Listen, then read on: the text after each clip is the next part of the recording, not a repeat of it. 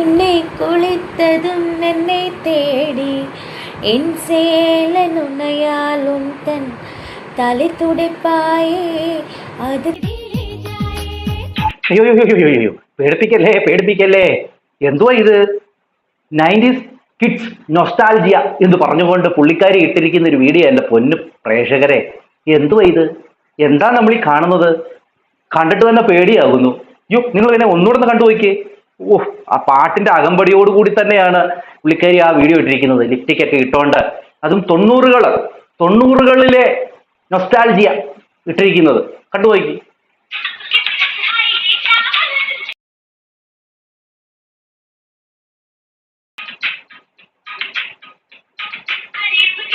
എനിക്ക് അതാണ് പേടി വന്നത് കേട്ടോ. നിങ്ങൾ തന്നെ ഒന്ന് ശ്രദ്ധിച്ചു നോക്കി. ആ മുടി ഇട്ട് ഇങ്ങനെ അനക്കുന്ന കണ്ടപ്പോഴത്തേന് എനിക്ക് പേടിയാവുന്നു. അത് കഴിഞ്ഞിട്ട് വലിയ ക്ഷീണമാണ്. ചെരുപ്പൊക്കെ എടുക്കുന്നു, വളയൊക്കെ എടുത്ത് കാണിക്കുന്നു, എന്നിട്ട് മുടിയൊക്കെ വലിച്ചു പറിച്ച് കാണിക്കുന്നു, പിന്നെ ലിപ്സ്റ്റിക് ഇട്ട് കാണിക്കുന്നു. ഓക്കെ, ഈ ഒരു വീഡിയോയ്ക്ക് താഴെ നിരവധി കമന്റുകളാണ് വന്നത് കേട്ടോ. ആ കമന്റുകൾ എന്ന് വെച്ച് കഴിഞ്ഞാൽ എന്താ പറയുക, നിങ്ങൾ 90s ഇതല്ല, നിങ്ങൾക്ക് 90 വയസ്സായിട്ടുണ്ട്, അല്ലാതെ നിങ്ങൾ എഴുതിയ പോലെ തന്നെ ഇത് നിങ്ങൾക്ക് എന്താ പറയുക കുറച്ച് വയസ്സൊന്നും അല്ല, 90കളിലെ നൊസ്റ്റാൾജി ഒന്നും എഴുതരുത്, നിങ്ങൾക്ക് കൂടുതൽ വയസ്സുണ്ട് എന്നൊക്കെ പറഞ്ഞ് ആൾക്കാർ കമന്റ് ഇട്ടപ്പോഴേ ആ കമന്റിന് താഴെ നിരവധി തെറിവിളിയാണ് ഈ പുള്ളിക്കാരി നടത്തുന്നത്. പുള്ളിക്കാരി പറയുന്നത്, നിന്റെ വീട്ടിൽ അവരെ പോയിട്ട് വിളിക്ക്, നിന്റെ തന്തയെ വിളിക്ക്, അവർക്കാണ് വയസ്സായത് എന്നൊക്കെ പറഞ്ഞുകൊണ്ടാണ് പുള്ളിക്കാരി കമന്റ് ഇടുന്നത്. എങ്ങനെ ഇരിക്കുന്നു? ഞാൻ ആരെയും ഒന്നും പറയാത്ത, ഞാൻ എന്താ പറയുക പാപമാണ്, ഞാൻ ആരുടെയും അച്ഛനും അമ്മയ്ക്കോ ഒന്നും പറയത്തില്ല എന്ന് പറയുന്ന ഒരാളുടെ കമന്റ് ബോക്സിൽ നിറയുന്ന തെറികളാണ് നിങ്ങൾ കാണുന്നത്. ഓക്കെ, ഈ ഒരു വീഡിയോ നിങ്ങളൊന്ന് കണ്ടു നോക്കി. ഇതിൻ്റെ അകത്ത് പുള്ളിക്കാരി ഒരു ഡാൻസ് ഇട്ടിട്ട് മാന്യമായിട്ടുള്ള ഡ്രസ്സൊക്കെ ഇട്ടിട്ട് പുള്ളിക്കാരി ഒരു ഡാൻസ് ഇട്ടതാ. അപ്പൊ അതിന്റെ താഴെ ഒരാൾ വന്ന് കമന്റ് ഇട്ടു, കൊല്ലം സുധിക്ക് 5-6 ഭാര്യമാർ കൂടി ഉണ്ടായിരുന്നുവെങ്കിൽ ഇൻസ്റ്റാഗ്രാം കത്തിയനെ എന്ന് പറഞ്ഞുകൊണ്ട് അദ്ദേഹം ഒരു മാന്യമായിട്ടുള്ള ഒരു കമന്റ് ആയിട്ടേക്കുന്നത്. കാരണം ഇതുപോലെ ഇങ്ങനെ ഡാൻസും കളിച്ച് കോപ്രായം കാണിച്ചുകൊണ്ടിരിക്കുന്നതുകൊണ്ട് ഒരു കമന്റ് ആയിട്ടത്. അതിന് മറുപടി ആയിട്ട് ഇവള് എഴുതിയിരിക്കുകയാണ്, എടാ നിന്റെ തന്ത അല്ല കൊല്ലം സുധി എന്ന് പറഞ്ഞുകൊണ്ട് ഒരു കമന്റ്. അദ്ദേഹം മാന്യമായിട്ടുള്ള കമന്റ് ആണ് ഇട്ടെ, അതിനാണ് ഇവള് തന്തയ്ക്ക് വിളിക്കുന്നത്. അങ്ങനെ എനിക്ക് തോന്നുന്നു ഇവർക്ക് എന്തോ ഭ്രാന്ത് പിടിച്ചെന്ന് തോന്നുന്നു. ഇപ്പൊ ജോലിയൊന്നുമില്ല, അത് മാത്രവുമല്ല എവിടെ നോക്കിയാലും നെഗറ്റീവ് മാത്രം, പിന്നെ ഉണ്ടാക്കുന്ന ആൽബം ഒന്നും ഹിറ്റല്ല, ഇവരുടെ കൂടെ അഭിനയിക്കാൻ ആൾക്കാർ വരുന്നുമില്ല. അങ്ങനെ നോക്കി ഇവർക്ക് ആകെപ്പാടെ അങ്ങ് ഭ്രാന്ത് പിടിച്ച ലക്ഷണമാണ്. അതുകൊണ്ട് എന്ത് കണ്ടാലും അങ്ങ് തെറിവിളിയാ, തന്തയ്ക്ക് വിളിയാ. അപ്പൊ ഇതിന് താഴെ ആൾക്കാർ ചോദിക്കുന്നുണ്ട്, ആണെന്ന് അവൻ പറഞ്ഞോ, നിങ്ങൾ എന്തിനാ തള്ളെ തന്തയെ വിളിക്കുന്നേ, പറഞ്ഞാൽ തിരിച്ചു പറയൂ. അത് മാന്യമായിട്ടുള്ള ഒരു കമന്റ് അദ്ദേഹം പിന്നെയും ചോദിക്കുന്നുണ്ട്. എല്ലാവരും തന്തയ്ക്കും തള്ളയ്ക്കും വിളിക്കുന്ന 4-ാം കെട്ട് റാസൽ കൈമ ആന്റി എന്ന് പറഞ്ഞുകൊണ്ട് ആൾക്കാർ കമന്റ് ഇടുന്നുണ്ട് അതിന്റെ താഴെ. കാരണം ഇത്രയും മാന്യമായിട്ട് കമന്റ് ഇട്ടവരുടെ തന്തയ്ക്ക് വിളിക്കുകയാണ്. അങ്ങനെ ആൾക്കാർ വന്നിട്ട് ഇവളിട്ട കമന്റിന് താഴെ നിരവധി കമന്റുകളാണ് ഇടുന്നത്. അവൻ പറഞ്ഞതിൽ എന്താണ് തെറ്റ്, അല്ലെങ്കിൽ അവൻ എന്തെങ്കിലും നിന്റെ തള്ളയ്ക്കോ തന്തയ്ക്കോ എന്തെങ്കിലും വിളിച്ചോ എന്നുള്ള ഒരു ചോദ്യമാണ് ചോദിക്കുന്നത്. അതിനും ഉഴുത്ത തെറിയാണ് ഈ രേണുവിന്റെ ഭാഗത്ത് നിന്നുണ്ടാകുന്നത്.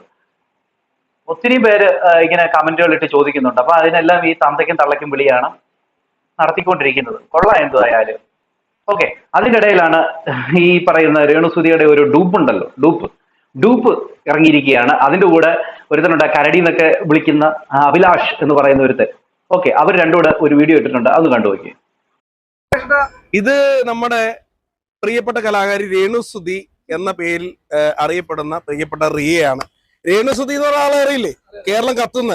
അപ്പൊ അതിന്റെ ഡൂപ്പാണ് ഈ കുട്ടി റിയ, അല്ലെ?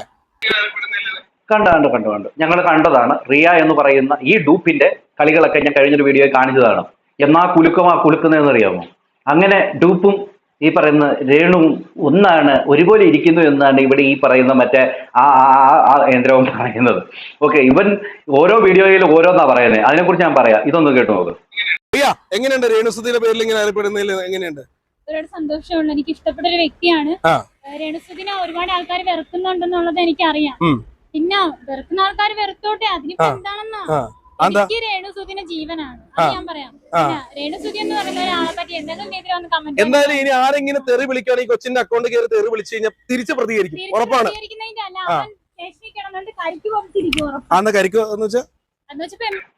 എന്തുവായാലും ഇതുപോലെ കുറെ എണ്ണം ഇറങ്ങുന്നുണ്ട് രേണുവിനെ സപ്പോർട്ടും ചെയ്തുകൊണ്ട്.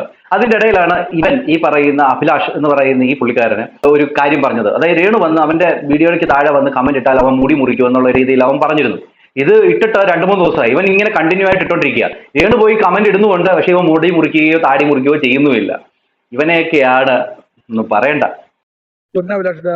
ഈ താടി മുടിയൊക്കെ വെട്ടി ഒന്ന് വൃത്തിക്കും എനിക്ക് നടക്കാൻ പാടില്ല. ഈ താടി മുടി ഞാൻ വെട്ടണമെങ്കിൽ ഈ വീഡിയോയുടെ താഴെ പ്രിയപ്പെട്ട കലാകാരി രേണുസുതി വന്നിട്ട് കമന്റ് ഇടണം. രേണുസുതി വന്നിട്ട് കമന്റ് ഇട്ട് കഴിഞ്ഞാൽ അഭിലാഷ് അടയും ആ നിമിഷം താടിയും മുടിയും വെട്ടിയിരിക്കും. അവിടെ രേണുസുതി വന്ന് കമന്റ് ഇട്ടെ, ഞാൻ വെട്ടാം. രേണുസുതിയോട് പറ, ഉറപ്പാണ്. രേണുസുതി വന്ന് രേണുസുതി ഇവിടെ വന്നിട്ട് കമന്റ് ഇട്ട ആ നിമിഷം ഞാൻ ബാർബർ ഷോപ്പിൽ പോയി വാക്കാണ് എന്റെ മുടി വെട്ടിയിരിക്കും. രേണുസുതി വന്ന് കമന്റ് ഇടണം. കമന്റ് ഇട്ടാൽ ഞാൻ മുടി വെട്ടും. വാക്കിന് ഒരു വിലയില്ലാത്തവനാ. അതുമല്ല, പ്രിയപ്പെട്ട കലാകാരി രേണുസുതി എന്നൊക്കെയാണ് ഇവൻ പറയുന്നത്. അന്ന്, അതായത് ഒരു 3 ദിവസം മുമ്പ്, അഭിലാഷ് ഏട്ടാ വെട്ടിക്കോ എന്ന് പറഞ്ഞുകൊണ്ട് ഇവള് കമന്റ് ഇട്ടിട്ടുണ്ട്. അങ്ങനെ നിരവധി പേരാണ് ഇപ്പൊ ഇങ്ങനെ ഒരു സംഭവം കൊണ്ട് വരുന്നത് കേട്ടോ. രേണുസുതി കമന്റ് ഇട്ട് കഴിഞ്ഞാൽ ഞാൻ ഉടുപ്പിടും, രേണുസുതി കമന്റ് ഇട്ട് കഴിഞ്ഞാൽ ഞാൻ ഈ ട്രെയിനിന്റെ സീറ്റിൽ നിന്ന് താഴോട്ട് ഇറങ്ങിയിരിക്കും, അങ്ങനെയൊക്കെ പറഞ്ഞുകൊണ്ട് കുറെ എണ്ണം വരുന്നുണ്ട്. ഓക്കെ, അത് കഴിഞ്ഞിട്ട് ഇവൻ പിന്നെയും വീഡിയോ ഇട്ടിട്ടുണ്ട്. അതിനകത്ത് ഇവൻ ഇട്ടിരിക്കുന്നത് ഇതുപോലെ തന്നെ, അഭിലാഷ് ഏട്ടാ വെട്ടിക്കോ എന്ന് രേണു പറയുന്നുണ്ട്. അത് നിങ്ങളൊന്ന് കേട്ടു നോക്കിയാ. ഞാൻ പറഞ്ഞത് സത്യമാണ്.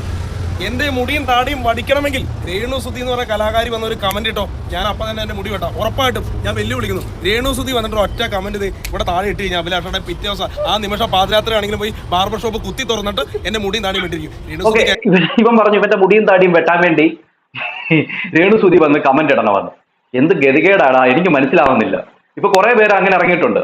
രേണുസുതി വന്ന് കമന്റ് ഇട്ട് കഴിഞ്ഞാൽ ഞാൻ ഇത് ചെയ്യും, രേണുസുതി വന്ന് കമന്റ് ഇട്ട് കഴിഞ്ഞാൽ ഞാൻ ഇത് ചെയ്യും എന്ന് പറഞ്ഞ പോലെ ഇവൻ രേണുസുതി വന്ന് കമന്റ് ഇട്ട് കഴിഞ്ഞാൽ ബാർബർ ഷോപ്പ് കുത്തി തുറന്നായാലും ഇവൻ തലമുടി വെട്ടുവന്ന്. അവള് അതിനും വന്നിട്ട് കമന്റ് ഇട്ടിട്ടുണ്ട്, വെട്ടടാ അഭിലാഷേട്ട എന്ന് പറഞ്ഞുകൊണ്ട്. ഇത് അതിന്റെ താഴെ പതിക്കുന്നത് ഇത് കരടിയുടെ വാക്കാണ് എന്ന് പറഞ്ഞുകൊണ്ട് കമന്റും വന്നിട്ടുണ്ട്. ഓക്കെ, ഇത് അവിടെ നിൽക്കട്ടെ. അപ്പം നമുക്ക് കാര്യങ്ങളൊക്കെ മനസ്സിലായല്ലോ. ഇപ്പൊ ഈ പറയുന്ന രേണുസുതി കുറച്ച് ഡൗൺ ആയിട്ടുണ്ട്. പലരും വിളിക്കുന്നില്ല, ആൽബങ്ങൾ കുറവാണ്, ചെയ്യുന്നതൊന്നും ഹിറ്റ് ആവുന്നില്ല. പിന്നെ മറ്റേ സബ്സ്ക്രിപ്ഷൻ തുടങ്ങിയതാണെങ്കിൽ അത് പറയേ വേണ്ട, അതിനകത്ത് ഇപ്പൊ പറഞ്ഞ പോലെ കാര്യങ്ങൾ ഇടാൻ പറ്റുന്നില്ല. അങ്ങനെ ഇരിക്കുമ്പോഴാണ് വേറൊരു സൈഡിൽ കൂടെ നിരവധി ആൾക്കാർ ഈ ഒരു മേഖല തെരഞ്ഞെടുത്തുകൊണ്ട് മുന്നോട്ട് വരുന്നത്. ഇവിടെ 189 രൂപയ്ക്ക് രേണു ചെയ്തിട്ട് രേണു അതിനകത്ത് കാട്ടിക്കൂട്ടിയ കാര്യങ്ങൾ ഓൾറെഡി എല്ലാവരും അറിഞ്ഞതാണ്. നല്ലവളെ പോലെ പുറത്ത് ചമയുകയും അതിൻ്റെ അകത്ത് പല കാര്യങ്ങളും കാണിക്കുകയും ചെയ്തത് ആൾക്കാർക്ക് ഇഷ്ടപ്പെട്ടില്ല. ആൾക്കാരെടുത്ത് പ്രതികരിക്കുകയും ചെയ്തു.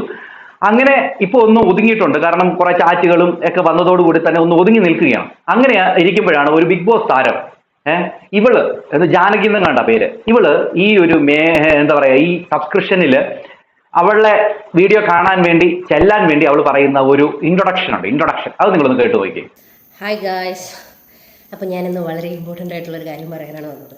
സംഭവം എന്താണെന്ന് വെച്ചാൽ, ഞാൻ സബ്സ്ക്രിപ്ഷൻ പ്ലാൻ തുടങ്ങിയിട്ടുള്ള കാര്യം കുറച്ച് പേർക്കെങ്കിലും അറിയായിരിക്കും. കുറച്ച് പേരൊക്കെ എന്നെ സബ്സ്ക്രൈബ് ചെയ്തിട്ടുണ്ട്. പോസ്റ്റ് ഇടുന്നത് വളരെ കുറവാണ്, സോറി, അതിൻ്റെ മിസ്റ്റേക്കാണ്. ഞാനതിൽ കൂടുതൽ കോൺസെൻട്രേറ്റ് ചെയ്യുന്നതായിരിക്കും. കുറച്ച് തിരക്കുകൾ കാരണമാണ് എനിക്കങ്ങനെ കണ്ടിന്യൂസ് ആയിട്ട് പോസ്റ്റും കാര്യങ്ങളൊന്നും ഇടാൻ പറ്റാതിരുന്നത്. പിന്നെ ഇത് ആ കാര്യമല്ല പറയാൻ പോകുന്നത്, ഇത് വേറൊരു കാര്യമാണ്. 399 ആണ് എൻ്റെ സബ്സ്ക്രിപ്ഷൻ പ്ലാൻ. വീട്ടുകാരായിരുന്നാലും കൂട്ടുകാരായിരുന്നാലും നാട്ടുകാരായിരുന്നാലും ഈ 399 കൊടുത്തു വേണം സബ്സ്ക്രിപ്ഷൻ പ്ലാനുള്ള സാധനം എന്താണെന്ന് കാണാൻ വേണ്ടിയിട്ട്. അതുകൊണ്ടാണ് ഞാൻ ആ പ്ലാൻ തുടങ്ങിയത്. അതെ അതെ, 399 കൊടുത്തിട്ട് വേണം കാണാൻ, അല്ലാതെ ഓസിലാരും കാണാമെന്ന് വിചാരിക്കണ്ട. മനസ്സിലാവുന്നുണ്ടല്ലോ? ഇതാണ് നിങ്ങൾ കാണേണ്ടത്. ഇങ്ങനെ ഓരോരുത്തർ ഇറങ്ങിയിട്ടുണ്ട്. ഇത് കൊച്ചു കുട്ടികൾ തുടങ്ങി എല്ലാവരും, മുതിർന്നവർ വരെ ഇതെടുത്ത് ചെയ്യുന്ന ഒരു വകുപ്പാണ് ഈ സബ്സ്ക്രിപ്ഷൻ എന്ന് പറയുന്നത്. ഇത് ചെയ്തിട്ട് 399 രൂപ അങ്ങോട്ട് വെക്കും, പിള്ളേർ പോയി അത് ഞെക്കും, അത് ആട്ടോ ക്രെഡിറ്റ് ആയിട്ട് തന്തയുടെയും തള്ളയുടെയും അക്കൗണ്ടിൽ നിന്ന് പോകും. അതൊക്കെയാണ് ഇനി നടക്കാൻ പോകുന്നത്. ഇതിനെക്കുറിച്ച് ഓൾറെഡി വന്നതാണ്. കുട്ടികൾ ഇങ്ങനെ ചെയ്തിട്ട് അച്ഛനമ്മമാരുടെ പൈസ പോയ കാര്യം. അപ്പൊ ഇവളുമാരുടെയൊക്കെ എന്താണ് ഈ സമൂഹത്തിൽ കൊടുക്കുന്നത്? ഇൻഫ്ലുവൻസർ ആണെന്ന് പോലും, ബിഗ് ബോസ് സീസൺ 4 കണ്ടസ്റ്റന്റ് ആണ് പോലും. ഇതേ അവസ്ഥ തന്നെ അല്ലായിരുന്നു രേണുവിന്റെയും. ഓക്കെ, ബാക്കി അതുകൊണ്ടാണ് ഞാൻ ആ പ്ലാൻ തുടങ്ങിയിരിക്കുന്നത്. ചുമ്മാ എനിക്ക് പേഴ്സണലി മെസ്സേജ് ഇട്ട് ഫ്രീ ആയിട്ട് കാണിച്ചു തരുമോ, ഒരെണ്ണം അയച്ചു തരുമോ, അങ്ങനെയൊക്കെ അയച്ചു തരാനും കാണിച്ചു തരാനും ആണെങ്കിൽ പിന്നെ ഞാൻ എന്തിനാ ഈ തുടങ്ങിയിരിക്കുന്നത്? അതെ, ചുമ്മാ അയച്ചു തരാനൊക്കെ ആണെങ്കിൽ ഞാൻ എന്തിനാ തുടങ്ങിയിരിക്കുന്നത്? എന്താ പ്രേക്ഷകരെ പറയുക? ഇതിനൊക്കെ എന്താണ് പറയുന്നത്? നിങ്ങൾ തന്നെ ഒന്ന് ചിന്തിച്ചു നോക്കിയേ. പണ്ടൊക്കെ ആണെങ്കിൽ തെരുവുകളിൽ നിന്നായിരുന്നു ഈ പരിപാടി. ഇപ്പൊ ഓൺലൈനിൽ നിന്നുകൊണ്ടാണ് ഈ പരിപാടി. പൈസ അവിടെ നിന്ന് മേടിക്കുന്നു, എന്നിട്ട് കാണിച്ചു കൊടുക്കുന്നു. എന്ത് കഷ്ടമാണെന്ന് നോക്കി. അയ്യേ, കഷ്ടം. ഇനിയിപ്പോൾ എത്ര വലിയ കൂട്ടുകാരനാണെങ്കിലും നീ പൈസ കൊടുത്ത് കണ്ടാൽ മതി. എനിക്കതിൽ മെച്ചമുള്ളത് കൊണ്ടിട്ടാണ് ഞാൻ സബ്സ്ക്രിപ്ഷൻ പ്ലാൻ തുടങ്ങിയത്. അല്ലാതെ ഫ്രീ ആയിട്ട് എനിക്ക് എല്ലാവരും കാണിക്കാനാണെങ്കിൽ പിന്നെ ഞാൻ അങ്ങനെ ഒരു പ്ലാൻ തുടങ്ങേണ്ട കാര്യമില്ലല്ലോ. ഞാൻ ചുമ്മാ മുന്നേക്ക് ഞാൻ ഇൻസ്റ്റാഗ്രാമിൽ ചുമ്മാ ഇപ്പോൾ നമ്മുടെ ഷൂട്ട്സും കാര്യങ്ങളും ഇടുമായിരുന്നു. അപ്പോൾ ഇപ്പോൾ ഇങ്ങനെ ഒരു സബ്സ്ക്രിപ്ഷൻ എന്നൊരു പ്ലാറ്റ്ഫോം കൂടി ഇങ്ങനെ ഒരു ഐഡിയയും കൂടി വന്നത് കൊണ്ടിട്ട് അത് നമുക്ക് ബെനിഫിറ്റ് ഉണ്ട്. സോ അതുകൊണ്ട് അതിലേക്ക് ഇടുന്നു. അപ്പോൾ നമുക്ക് ബെനിഫിറ്റ് ഉള്ളത് കൊണ്ടിട്ടാണല്ലോ ഇടുന്നത്. നിങ്ങൾ ഈ കാണുമ്പോൾ നിങ്ങൾക്ക് കിട്ടുന്ന ബെനിഫിറ്റ് പോലെ എനിക്ക് അതിൽ നിന്ന് കിട്ടുന്നതാണ് പൈസ. അതെ അതെ അതെ, നിനക്ക് ബെനിഫിറ്റ് ഉണ്ട്. ഇൻസ്റ്റാഗ്രാം ഇങ്ങനെയുള്ള ഓരോ സാധനങ്ങൾ തന്നിരിക്കുന്നത് നിന്റെയൊക്കെ എന്താ പറയുക, ശരീരം പ്രദർശിപ്പിക്കാൻ വേണ്ടിയല്ല, മറ്റുള്ളവരെ മാടി വിളിക്കാൻ വേണ്ടിയല്ല. പൈസ തന്നിട്ട് എൻ്റെ അത് കണ്ടാൽ മതി, എന്താ പറയുക, ഞാൻ ആർക്കും ഫ്രീ ആയിട്ട് തരത്തില്ല, അത് ബന്ധുവായിക്കോട്ടെ കൂട്ടുകാരായിക്കോട്ടെ ആർക്കും ഞാൻ ഫ്രീ ആയിട്ട് കാണിച്ചു തരത്തില്ല എന്ന് പറയുന്ന നിന്റെ ആ ഒരു ഇതുണ്ടല്ലോ, സമ്മതിക്കണം. പണ്ടൊരു പഴഞ്ചൊല്ലുണ്ട്, മാനം വിറ്റും പണം വാങ്ങിടും മാനക്കേടാ പണം തീർത്തിടും എന്ന് പറഞ്ഞൊരു പഴഞ്ചൊല്ലുണ്ട്. അതാണ് എനിക്ക് ഇവിടെ ഓർമ്മ വരുന്നത്. കഷ്ടം. ഇവള് മാത്രമൊന്നുമല്ല, എത്താൻ പോലെ ആൾക്കാരാണ് ഇപ്പൊ ഈ ഒരു മേഖല തെരഞ്ഞെടുത്തിരിക്കുന്നത്. ഇപ്പം ഈ പിന്നെ കൃഷ്ണകുമാറിന്റെ മക്കളുടെ ആ ഒരു വീഡിയോ നിങ്ങൾ ഓൾറെഡി കണ്ടിട്ടുണ്ടല്ലോ. കഷ്ടമായത് എന്തുമായാലും. കാണുമ്പോൾ നിങ്ങൾക്ക് കിട്ടുന്ന ബെനിഫിറ്റ് പോലെ എനിക്ക് അതിൽ നിന്ന് കിട്ടുന്നതാണ് പൈസ. അപ്പോൾ അതുകൊണ്ടിട്ടാണ് ഞാൻ ഈ പ്ലാൻ തുടങ്ങിയിരിക്കുന്നത്. ഇനി മേലിൽ എനിക്ക് ഇൻബോക്സിൽ വന്നിട്ട് കാണിച്ചു തരുമോ, പേഴ്സണലി മെസ്സേജ് തരുമോ, നിന്റെ പൈസ ഇല്ലെങ്കിൽ നീ കാണണ്ട, അത്രേ ഉള്ളൂ. ഇത് കുറേ പേരെടുത്ത് എനിക്കാണെങ്കിൽ കുറേ പേരെടുത്ത് ഇങ്ങനെ വന്നിട്ട് ഇങ്ങനെ ചോദിക്കുമ്പോഴത്തേക്ക് എനിക്കാണെങ്കിൽ ഇങ്ങനെ ചൊറിഞ്ഞ് വരും കേട്ടോ. ഇത് എല്ലാവർക്കും കൂടെ ഉള്ളൊരു മറുപടി ആയിട്ട് കണ്ട്. അതെ, നിന്റെ പൈസ ഇല്ലെങ്കിൽ നീ കാണണ്ട, മനസ്സിലാവുന്നുണ്ടോ? പൈസ ഉണ്ടെങ്കിൽ നീ വന്നിട്ട് ഇത് ചെയ്ത് കണ്ടോ. ചുമ്മാ ഒന്നും ഞാൻ കാണിച്ചു തരത്തില്ല എന്നാണ് പറയുന്നത്. ഇതിനൊക്കെ എന്താണ് പറയുന്നത്? എൻ്റെ പൊന്നു പ്രേക്ഷകരെ, ഇങ്ങനെയുള്ള ആ ഫ്യൂച്ചറൊക്കെ എടുത്തു കളയണം. ഇൻസ്റ്റാഗ്രാം എടുത്തു കളയണം. ഇത് നല്ലതിന് വേണ്ടി ഇൻസ്റ്റാഗ്രാമും മെറ്റയൊക്കെ കൊടുത്തതാണ്. പക്ഷേ ഇതുങ്ങൾ ഇത് ദുരുപയോഗം ചെയ്യുകയാണ്. ഇതുങ്ങൾ വിചാരിച്ചിരിക്കുന്നത് ഇതിൻ്റെ അകത്തൂടെ ഇത് കാണിക്കാൻ വേണ്ടിയാണ് എന്നുള്ള രീതിയിലാണ് ഇതുങ്ങൾ ചെയ്തുകൊണ്ടിരിക്കുന്നത്. കാരണം പറഞ്ഞിട്ട് കാര്യമില്ലല്ലോ, 399 വെച്ച് അങ്ങോട്ട് ചെയ്ത് കഴിഞ്ഞാൽ 1000 പേര് വന്നു കഴിഞ്ഞാൽ ഇവർക്ക് സുഖമല്ലേ? ഇവൾ അവിടെ ഇവിടെ ഒന്ന് തുറന്ന് കാണിച്ചാൽ മതി. നമ്മുടെ നാട്ടിലെ ലൈംഗിക ദാരിദ്ര്യത്തെ മുതലെടുക്കുകയാണ് ഇവളുമാര്. ഇത് മനസ്സിലാക്കിക്കൊണ്ട് രേണുസുതി ചെയ്തു. രേണുസുതി അങ്ങനെ അങ്ങോട്ട് ചെയ്തപ്പോഴത്തേന് ആൾക്കാർ അങ്ങോട്ട് കുത്തി കയറി, കുറെ പൈസ അവൾക്ക് കിട്ടി. അത് കഴിഞ്ഞപ്പോഴത്തേന് അവളിപ്പോൾ ഒന്ന് ഒതുങ്ങിയിട്ടുണ്ട്. എന്നാലും മറ്റേക്കകത്ത് ഇടുന്നുണ്ട് കേട്ടോ, അവിടെ തകൃതിയായിട്ട് ചെയ്യുന്നുണ്ട്. ഇപ്പൊ കണ്ടില്ലേ, ഇത് ബിഗ് ബോസിന്റെ കണ്ടസ്റ്റന്റ് ആണ് പോലും. ഇവള് പറയുക, പൈസ ഉള്ളവർ കണ്ടാൽ മതി, ആരും ഫ്രീ ആയിട്ട് എന്നോട് ഇൻബോക്സിൽ അയച്ചു തരാനൊന്നും പറയണ്ട, അതിൽ കയറുക, പൈസ അടയ്ക്കുക, കയറി ഇരുന്ന് കാണുക. ഇവളെയൊക്കെ ഇൻഫ്ലുവൻസർ എന്നൊക്കെ പറയുന്നത് ആരാണ്? എൻ്റെ പൊന്നു പ്രേക്ഷകരെ, ഇങ്ങനെയുള്ളവരെയൊക്കെ നിങ്ങൾ സപ്പോർട്ട് ചെയ്യരുത്, ഒരിക്കലും സപ്പോർട്ട് ചെയ്യരുത്. ഇവളുമാരൊക്കെ എന്താ പറയുക, പണ്ടൊക്കെ തെരുവിൽ നിന്നുകൊണ്ട് ചെയ്യുന്ന സാധനം ഇന്ന് ഒരു മുറിക്കകത്ത് കയറി ഇരുന്നു കൊണ്ട് അവളുമാരുടെ ശരീരം ഇങ്ങനെ പ്രദർശിപ്പിച്ചിട്ട് കാശ് സമ്പാദിച്ചുകൊണ്ടിരിക്കുകയാണ്. ഇത് കുട്ടികൾ, ഇന്ന് ഫോൺ എടുക്കുന്ന കുട്ടികളെല്ലാം ഇത് നോക്കുന്നു, അവർക്ക് ഇഷ്ടപ്പെടുന്നു, അവർ അത് ഞെക്കിയിട്ട് ഈ അപ്പൻ്റെ അമ്മയുടെയും പൈസ കളയുന്നു. 399 രൂപ വെച്ച് ആദ്യം ചെയ്യുന്നു, അവരത് എൻജോയ് ചെയ്ത് അത് മാറ്റി വെക്കുന്നു. ഇത് ആട്ടോ ക്രെഡിറ്റ് ആയിട്ട് പോയിക്കൊണ്ടേയിരിക്കും. അപ്പൻ അറിയത്തില്ല, അപ്പൻ്റെ പൈസ ഇങ്ങനെ അവളുമാർ കൊണ്ട് തിന്നോണ്ടേയിരിക്കും, അല്ലെ അമ്മമാരുടെ പൈസ അവളുമാർ കൊണ്ട് തിന്നോണ്ടേയിരിക്കും. ഇതൊന്നും അനുവദിച്ചുകൂടാ. ഇങ്ങനെയുള്ള ഞാൻ വല്ല നല്ല ഇത് വരുന്നുണ്ട്. ഇതൊന്നും നല്ല കാര്യങ്ങളല്ല. സമൂഹത്തിൽ ഇവളുമാർക്ക് നല്ല കാര്യങ്ങൾ ചെയ്തുകൂടെ? എന്തെങ്കിലും ഒരു നല്ല പ്രവൃത്തികൾ അതിലൂടെ ചെയ്തുകൂടെ? അത് പറ്റത്തില്ല. എൻ്റെ അങ്ങോട്ട് കാണിച്ചിട്ട് ഉണ്ടാക്കണം, സമ്പാദിക്കണം. നീയൊക്കെ വേറെ ഏതായാലും വാർക്കപ്പണിക്ക് പോക്കൂടെ? എനിക്കിതാ പറയാനുള്ളത്. കഷ്ടം കഷ്ടം കഷ്ടം കഷ്ടം. എന്തായാലും യൂട്യൂബും ഫേസ്ബുക്കും അതോടൊപ്പം തന്നെ ഇൻസ്റ്റാഗ്രാമും കൊടുത്തിരിക്കുന്ന ആ ഒരു നല്ല കാര്യത്തിന് വേണ്ടി അവർ കൊടുത്തിരിക്കുന്ന ഒരു കാര്യത്തെ കൊണ്ടുപോയി ഇങ്ങനെയുള്ള കാര്യങ്ങൾക്ക് ഉപയോഗിക്കുന്ന ഇതിനെയൊക്കെ എന്താ പറയേണ്ടത്? പെട്ടെന്ന് ഇതൊക്കെ അങ്ങോട്ട് പൂട്ടിക്കെട്ടി ഇതൊക്കെ നിർത്തലാക്കണമെന്നാണ് എനിക്ക് പറയാനുള്ളത്. എന്താണ് പ്രേക്ഷകരെ, നിങ്ങൾക്ക് തോന്നുന്നു? നിങ്ങളുടെ അഭിപ്രായ നിർദ്ദേശങ്ങളും മസ്റ്റായിട്ടും കമന്റ് ചെയ്യുക. അടുത്തൊരു വീഡിയോ കാണുന്നവർക്ക് എല്ലാവർക്കും ബൈ.